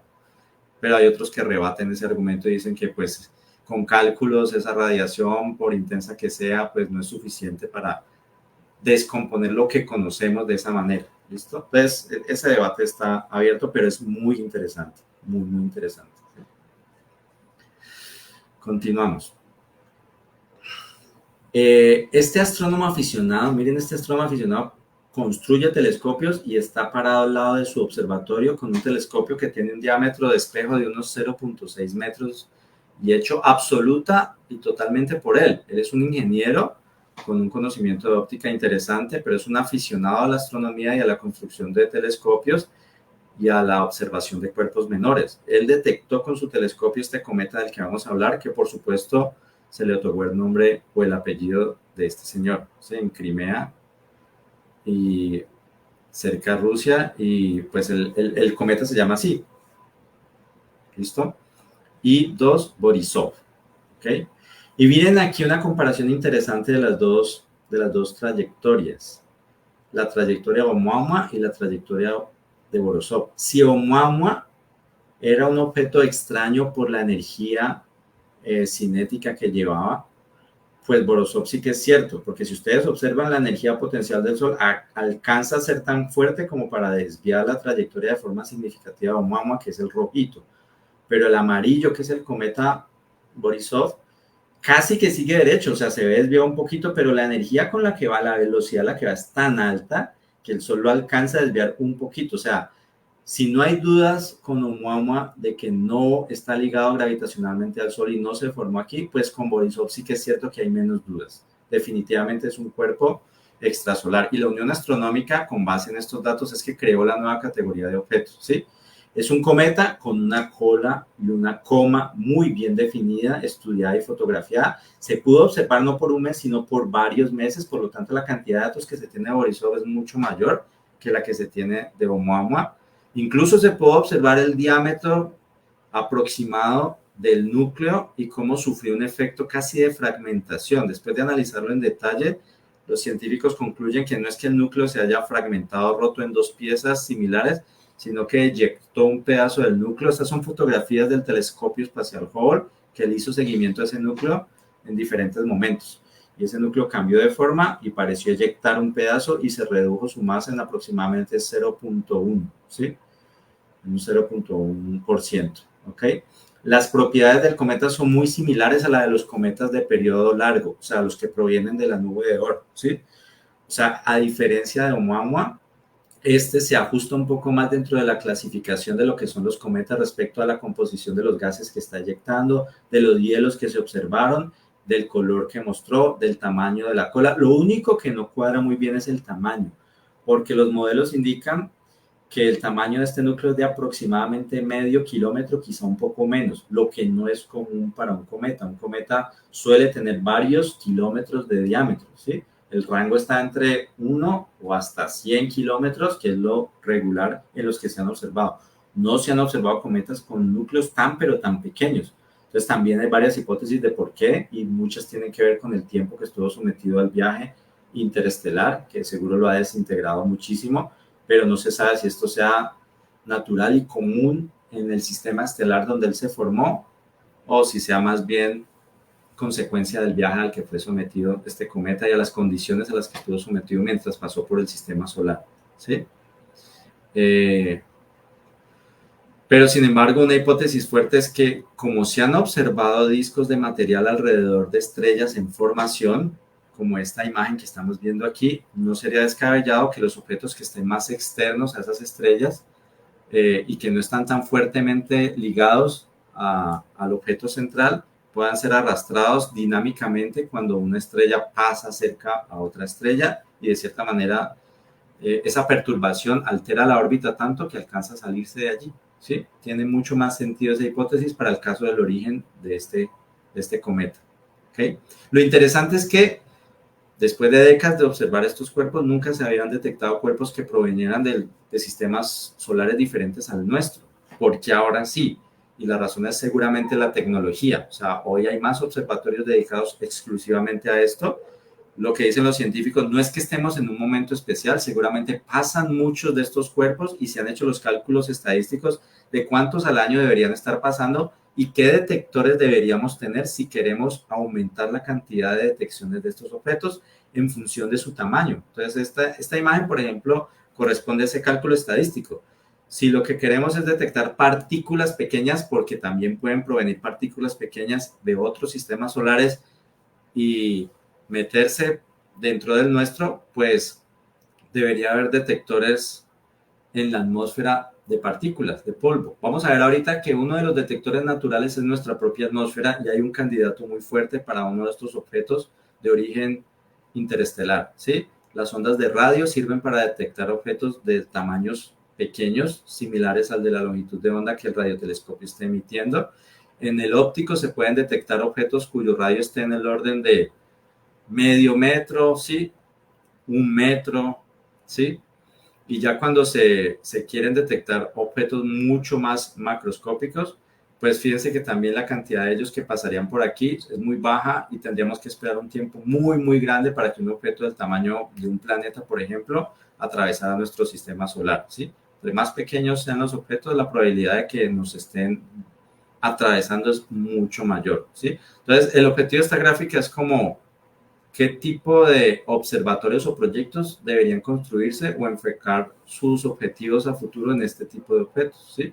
Vamos a ver que hay proyectos observacionales a futuro que van a ampliar sin duda alguna la cantidad de detecciones en función del tamaño, porque muchos de esos objetos pasan, han pasado muchas veces y seguirán pasando indetectados por la tecnología o por los objetivos de observación que tienen nuestros observatorios actuales, ¿vale? Entonces, este señor Avi Loeb y uno de sus estudiantes de doctorado en su época, ya es un investigador profesional, se dedicaron a mirar una base de datos interesante, que es una base de datos de los militares norteamericanos dedicada a mirar fenómenos energéticos por medio de satélites, básicamente para monitorear en el planeta Tierra quién está haciendo pruebas con bombas, ¿sí? Y lo que miden es la energía desde esos satélites, de esas explosiones, ¿sí? Es una forma de monitorear pues la actividad bélica que hay en el mundo. Pero como efecto secundario, esos satélites también pueden detectar impactos de objetos con nuestra propia atmósfera, es decir, bólidos, ¿sí? Meteoros que ingresen en la atmósfera. Y esa base de datos se ha hecho pública, ¿sí? Se ha hecho pública la información que tiene que ver no con experimentos bélicos ni con bombas, pero sí con interacciones con la atmósfera. Cualquier persona puede consultar interacciones de objetos celestes con la atmósfera registrados por esta red de satélites del gobierno norteamericano. Y lo que hizo este señor Loeb con su estudiante fue, bueno, miremos los impactos de meteoros o los eventos de meteoros y miremos si hay alguno tan energético que pueda considerarse que la partícula que generó esa explosión con la atmósfera pueda provenir de fuera del sistema solar, porque lo interesante es que a partir de la energía, de la velocidad, de la trayectoria, se puede inferir si está ligado o no gravitacionalmente ese objeto que impactó con la atmósfera. Entonces, la base de datos produce valores de velocidad en las 3 coordenadas y de la energía del impacto total, ¿sí? Y con esos valores hubo un evento particular que al estudiar la base de datos, el estudiante de doctorado encontró que podía ser el caso de un objeto que proviene de otro sistema solar, ¿sí? De un objeto interestelar que chocó, el primer meteoro interestelar propuesto en la historia de la astronomía. El evento ocurrió en el año 2014, el día 8 de enero, en Papúa Nueva Guinea, ¿sí? Un bólido se observó, podría ser uno de tantos bólidos que observamos los astrónomos aficionados, pero en este caso, al ellos hacer el análisis de la energía, se dieron cuenta que era muy energético y que sobrepasaba el valor de velocidad de un objeto que se hubiera formado en el sistema solar o que estuviera ligado al Sol por energía gravitacional. Entonces, la conclusión que ellos sacaron es que este objeto que impactó a la Tierra este día es un objeto interestelar. Pero el señor Avi Loeb y sus estudiantes no se quedaron solo con el cálculo, sino que dijeron, bueno, si el objeto ingresó con tanta energía y se desintegró, ¿qué tal que algunas de esas partículas hayan logrado impactar el océano? ¿Sí? O sea, que haya meteoritos o restos del meteorito en el océano. ¿Será posible encontrar esos fragmentos? Y ha encontrado este señor quien le financia la idea. Muchos inversores le dieron el dinero suficiente y hace un par de años, en el año 2022, si no estoy mal, en julio de 2022, se embarcó contrataron un barco, lo equiparon con un sistema de supermagnetos e imanes, porque sabemos que los fragmentos de meteoritos suelen ser altamente metálicos y magnéticos, y empezó un rastreo de una región importante del océano donde calcularon que podría estar esa elipse de dispersión de las partículas del meteorito, ¿sí? Y lo curioso es que él encontró fragmentos, ¿sí? Él afirma que esos fragmentos que encontró en su misión de búsqueda son de ese meteorito, son de origen interestelar, pero no solo eso, sino que son de origen extraterrestre y quizás asociados a una civilización inteligente. ¿Por qué dice eso? Primero, por la forma, son esférulas. Segundo, por la composición, dice la proporción de metales que hay ahí no corresponde con nada de lo que se haya encontrado en el sistema solar. Ningún meteorito aquí tiene esa proporción de metales. O sea, eso no se formó aquí porque la proporción de elementos químicos no cuadra con la de ninguna cosa que está aquí. Y por último, encontró unos elementos todavía más extraños, unas proporciones de uranio que le dan a él a entender que eso no solo es de origen interestelar, sino que le propone un origen inteligente. Y él soporta sus afirmaciones en muchísimos estudios de laboratorio y obviamente la comunidad científica no está apoyando esto. La gran mayoría de la comunidad científica dice, vea, estas esférulas las hemos encontrado en otras partes e incluso le proponen mecanismos donde las esférulas se pueden formar naturalmente aquí en la Tierra sin necesidad de explicaciones de origen siquiera astronómico, ¿sí? Entonces, algunos lo consideran un loquito, otros están siendo arrastrados por él porque él está formando un equipo interesante de científicos, no de loquitos, sino de muchos científicos que que piensan que él puede tener algo de razón, o al menos están interesados en aplicar el método científico a tratar de probar o no probar, no corroborar esas ideas.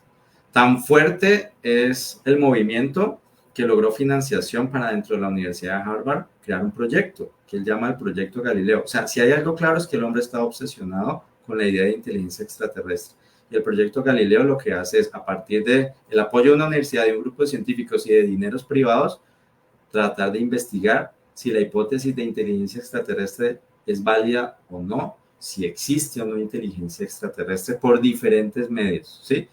No solo por la búsqueda de estas esférulas, sino que él está montando antenas de ondas de radio para monitorear todos los, a raíz de estas audiencias del Congreso, donde se ha liberado información y donde estas agencias gubernamentales dicen que han detectado videos de cosas que ellos no pueden explicar, y eso ha alimentado un montón la imaginación de la gente, pues él dice, no nos dejemos llevar por eso, hagamos investigación científica con cámaras, con telescopios, con ondas de radio, de todas las cosas que pasan en la atmósfera, a ver si algo de eso realmente puede explicarse como de origen extraterrestre.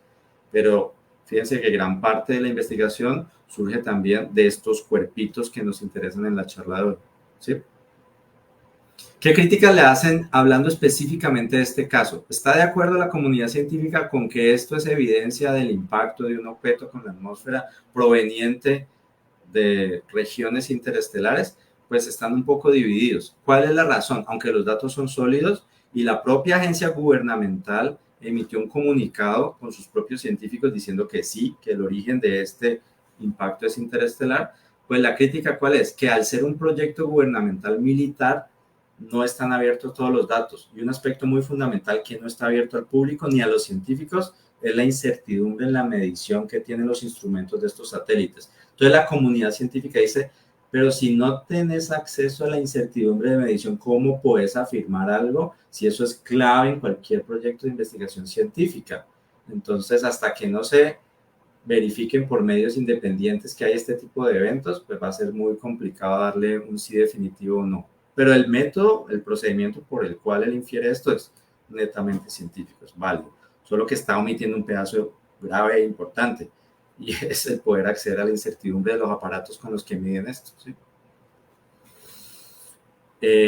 Y lo último de lo que quiero hablar hoy ya para terminar es observatorios y proyectos futuros dentro de cuyo espectro de investigación van a entrar seguramente descubrimientos de este tipo de objetos, ¿sí? Y hay básicamente dos. El primero, que ya está a punto de inaugurarse el próximo año, que verá su primera luz y seguramente entrará en funcionamiento full, es el observatorio Vera Rubin. Ese observatorio está en Chile, es un telescopio de 8 metros, no es que sea el más grande del mundo, pero es dedicado única y exclusivamente al mapeo del cielo y a determinar fotometría, espectroscopía y astrometría de todos los cuerpos que pueda él detectar durante una campaña de 10 años.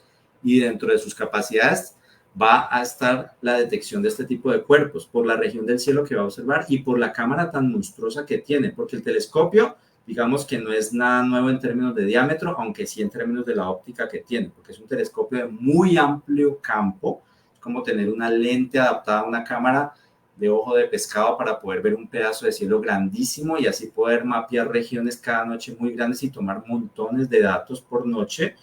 Y la cámara que tiene es correspondiente a ese campo, la cámara más grande astronómica, grande en términos del campo efectivo, de la cantidad de chips que tiene para cubrir una región de campo de cielo grandísima. Se dice que caen 40 lunas llenas en el campo de visión de la cámara de este telescopio. 40 lunas llenas es un campo grandísimo del cielo. Un telescopio normalmente observa un pedacito del cielo, este va a observar un pedazote y lo va a hacer cada 2 minutos, va a cambiar de campo. Es decir, que en una sola noche va a abarcar un pedazo de cielo inmenso, ¿sí? En 10 años va a darle muchas veces la vuelta al cielo y va a poder comparar un montón de datos que le va a permitir detectar un montón de objetos que no está en el espectro de detección de nuestros actuales observatorios. Entonces, va a haber una serie de descubrimientos sí o sí interesantísimos a partir de este observatorio en el tema de objetos interestelares, ¿sí?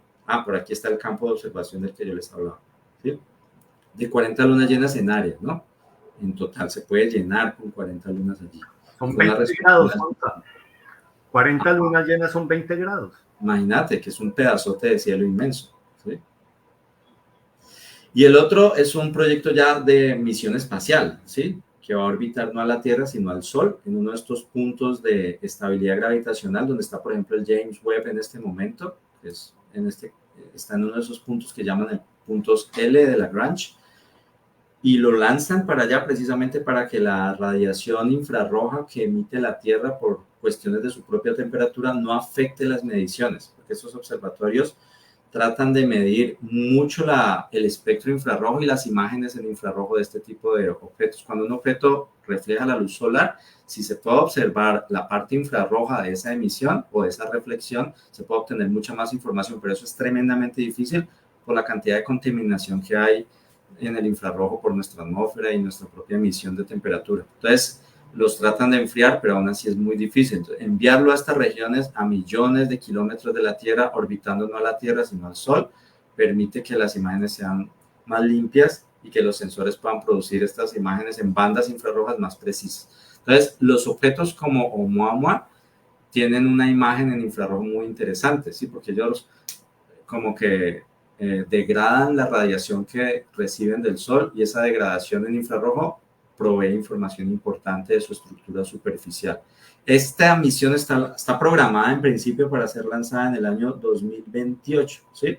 Entonces sería un telescopio espacial únicamente para observar cuerpos menores en el infrarrojo, ¿sí? Es un telescopio infrarrojo para cuerpos menores y seguramente va a ampliar mucho más el catálogo de estos cuerpos. Muchas de las preguntas que están sin contestar sobre Oumuamua o sobre Borisov, seguramente van a hallar respuesta en la observación de otros cuerpos con los cuales se puedan comparar. Estamos hablando de una nueva área de la astronomía, ya no clasificar nuestros asteroides y nuestros cometas, sino los asteroides y los cometas de la galaxia, porque los cuerpos que van a atravesar nuestro sistema solar no provienen de una estrella, sino de muchas otras, se parecerán entre sí, se parecerán al nuestro, contarán la misma historia de evolución del sistema solar que nos cuentan nuestros cuerpos menores, o esa historia será radicalmente diferente.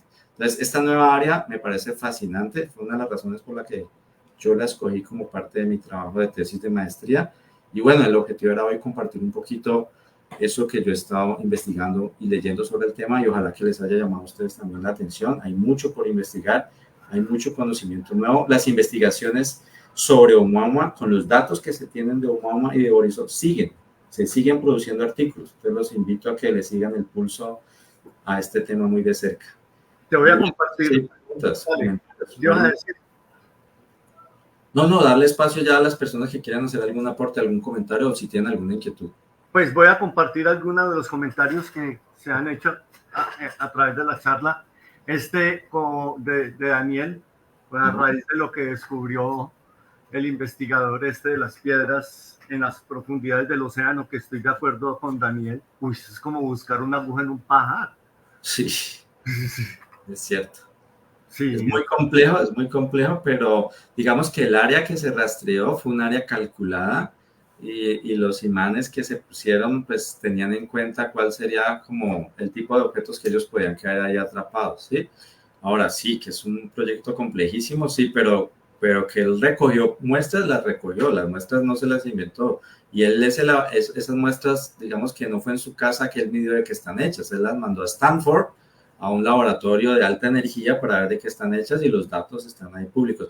Ahí la cuestión de la interpretación, ¿sí? La crítica que le hacen es a la interpretación de los datos. Pero al método como él adquiere la información me parece totalmente válido lo que está haciendo. Esto fue, Oscar Humberto, el comentario a raíz de la fotografía del cometa que aparece como fragmentado, el de Borisov.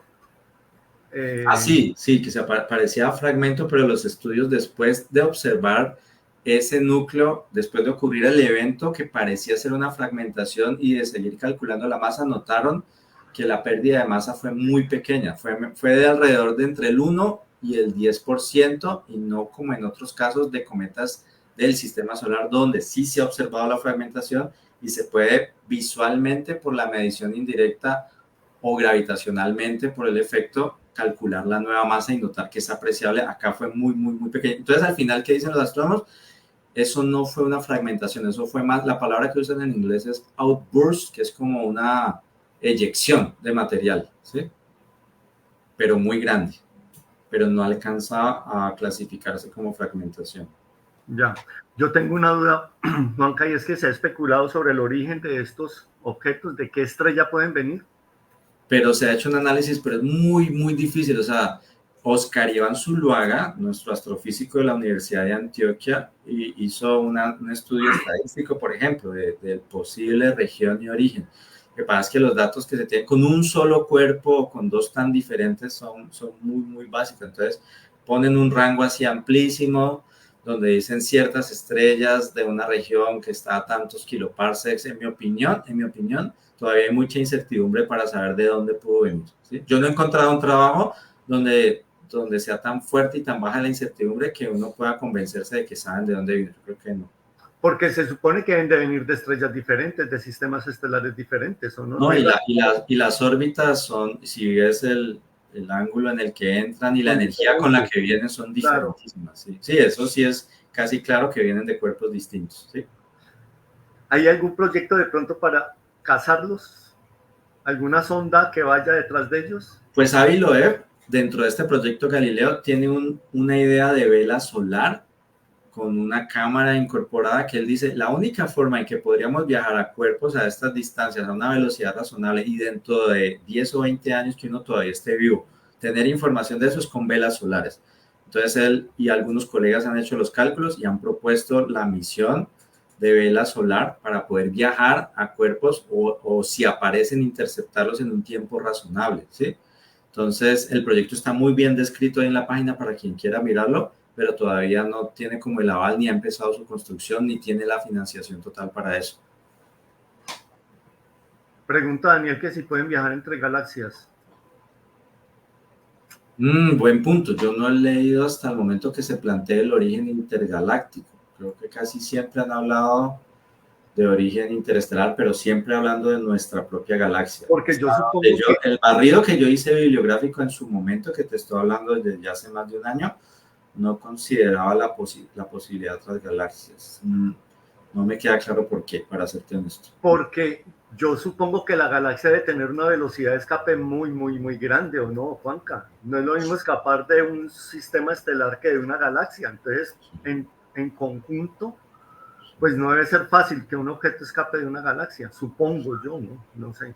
Sí, de hecho hay algo relacionado con la energía del objeto que podría indicar, así como sabemos si está ligado a nuestro Sol, pues si está ligado a nuestra galaxia. Entonces yo creo que por ahí es la cosa para que no consideren la opción galáctica, porque así como hay una velocidad de escape de aquí, hay una velocidad de escape galáctica. Porque lo que debe ser muy común, especulando, debe ser el intercambio entre objetos de dos sistemas estelares próximos.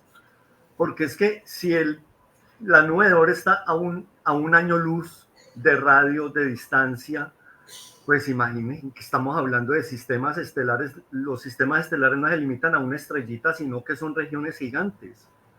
Claro, lo que pasa es que común sería como en qué intervalos de tiempo, porque fíjate que pues en la historia de la observación de estos cuerpos, hasta antes de Oumuamua, nunca se había detectado uno. Entonces, si es en escalas temporales para los aparatos que tenemos o para el tamaño de los cuerpos, pues debe ser que aparecerá. La estadística que hacen es que de 1 a 5 de objetos de este tamaño pasan por el sistema solar anualmente. 1 a 5 objetos anuales.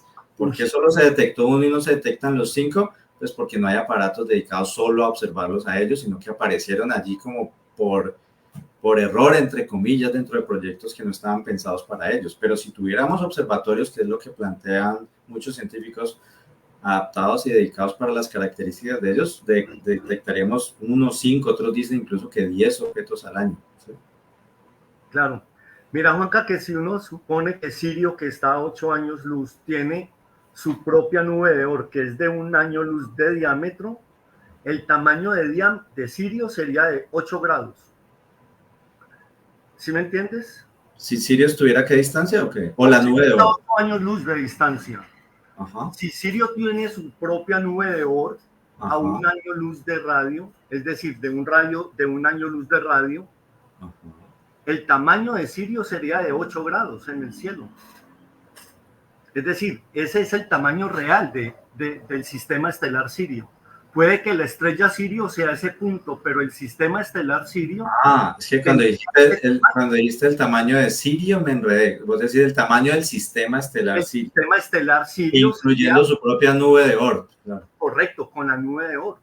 Lo que quiero decir es que las estrellas son pequeñas, pero los sistemas estelares son cuestiones gigantescas. Es como los átomos, que el núcleo es una cosa insignificante en comparación con el tamaño de las nubes de electrones. Creo que casa perfecta la comparación.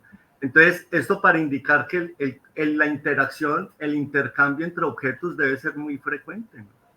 Sí, pues sí, ahí es como definir qué es eso de muy frecuente. Si los cálculos son ciertos y se verifica que pasan por ahí 5 de estos objetos anuales, pues también deberíamos estar perdiendo ese tipo de objetos nosotros hacia otras estrellas, porque debería haber una especie de interacción, ¿sí o no? Y eso va hacia la pregunta que hace Elkin por acá, que leo, que dice: ¿qué mecanismo físico puede hacer que este objeto abandone su estrella de origen y empiece a vagar por el espacio? Y es básicamente la perturbación. Lo que hace que los cometas se internen es una perturbación del Sol o una colisión entre ellos mismos que los aleja de una órbita estable. Y eso mismo puede pasar a otra escala con menor frecuencia entre objetos que estén en las fronteras de los sistemas estelares, ¿no? Aceleraciones gravitacionales, ¿no? Esa es una de las propuestas, ¿no? Que es que cuando están por allá, la interacción gravitacional con otro cuerpo lo puede desprender si pasa muy cerca o si hay colisiones directas que lo saquen de la órbita, que esa es la otra. No hay ningún mecanismo, ninguno que explique aceleraciones gravitatorias, no gravitatorias por perturbaciones, mejor, aceleraciones gravitatorias por perturbaciones dentro del mismo sistema solar, por ejemplo, por algún objeto masivo no detectado en la nube de Oort.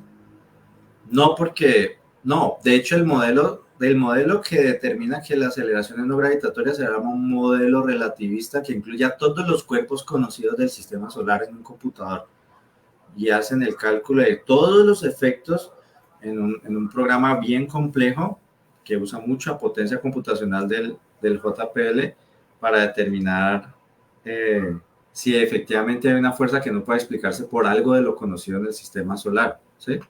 Y lo que dicen es no es gravitacional, porque pues si fuera gravitacional no afectaría solo a este cuerpo, afectaría a todos los demás que hemos estado observando y estudiando. Entonces no es gravitacional y es particular de él, ¿sí? Ya. Bueno, un misterio más de la astronomía, podríamos decir. Sí, un área que se abre interesantísima. Claro. Esa es otra área de estudio de la astronomía, va a ser esta. En el futuro la vamos a llamar como otra categoría más que no existía antes de estudio. Claro, sin comprender las anteriores ya se abrió otra nueva. Sin terminar de comprender las anteriores. No sé si aquí yo terminaría simplemente con este comentario de Oscar Humberto. Están los programas de ciencia ciudadana donde todos podemos participar, los datos son muchos y podemos ayudar, porque es que esto de las bases de datos que están abiertas no solamente es en asteroides, ¿no? Claro. En galaxias, en estrellas. Cada misión espacial genera una base de datos que en últimas termina volviéndose en gran parte pública. El telescopio espacial James Webb, el telescopio espacial Hubble, la misión Gaia. Todos ellos generan una cantidad de datos a los que se puede acceder si se tiene algo de formación y se tiene algún interés particular de aportar o de investigar. Entonces, los países en vías de desarrollo, por ejemplo, como el nuestro, que no tienen la infraestructura para hacer astronomía directamente con nuestros propios observatorios, pues lo que hacen los científicos aquí muchos es utilizar estos datos para investigación, para proponer modelos, pero no solo ellos, como dice el compañero, los proyectos de ciencia ciudadana, hay muchos en astronomía. Uno que me viene a la mente que a veces he usado con mis estudiantes es el del zoológico de galaxias, que es clasificar galaxias por formas, ¿sí? Que tienen una cantidad de imágenes, pero absurdamente grande de galaxias, y la clasificación morfológica es muy importante para el tema de la evolución galáctica y de la cosmología. Entonces, esos son proyectos de ciencia ciudadana. Muy bien, creo que salió la segunda edición de mi libro Fundamentos de Cosmología, pronto en librerías. Ah, qué bien, Daniel, felicitaciones. Chévere, Daniel, bacanísimo. Necesitamos una copia, necesitamos vernos para que nos firmes una copia. No, a Daniel lo vamos a invitar a una conferencia de pronto para noviembre, pues porque para octubre ya casi que las tenemos todas listas. La invitación es para la próxima semana. Alejandro Guerrero, si nos está escuchando, si nos está acompañando todavía, él nos va a hablar sobre lo que va a ser el coloquio, el simposio de astroquímica en este mes en Bogotá, del cual la Escuela de Astronomía hace parte, de este mes, no, en octubre, perdón, en octubre, del cual la escuela hace parte, del comité organizador, hay en representación, con la representación de Alejandro. Entonces los invitamos la próxima semana a esta charla. A Juan Carlos, muchas gracias, qué interesante tu charla, Juan Carlos, que gracias, Marín. Gracias. Estuvo muy bien documentada, te felicito, Juanca, qué bien. Gracias. Bueno, nos seguimos charlando. Un saludo para vos y para todos. Ok, feliz noche para todos. Que estén muy bien.